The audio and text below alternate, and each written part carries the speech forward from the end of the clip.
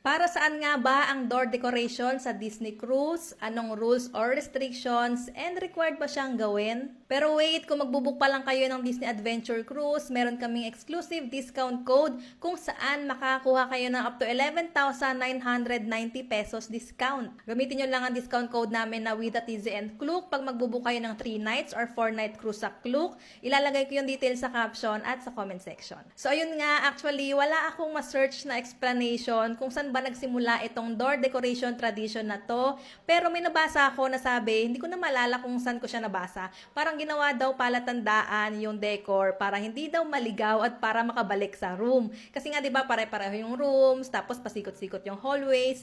Pero kasi may room number naman, hindi ba enough na palatandaan yon?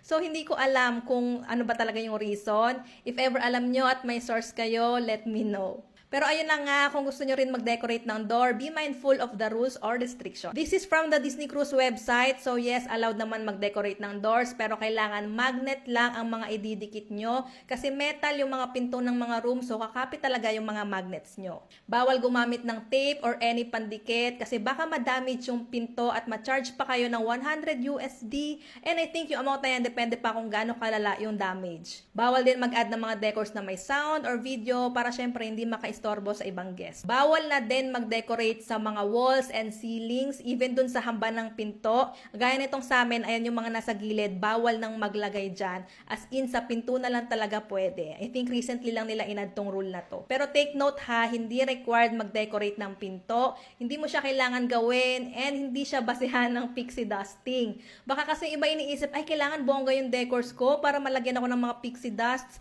Hindi siya pabonggahan, okay? Hindi competition, walang premyo ng pinakamagandang door. Ang importante dito ay mag-enjoy kayong family sa activity itself. Ayun lang, sana nakatulong ang video na to and kung may questions kayo, comment lang kayo. Check nyo din yung YouTube channel namin kasi dyan namin i-upload yung mga Disney Adventure vlogs namin. Follow for more travel vlogs, itinerary, tips, and guide. Salamat!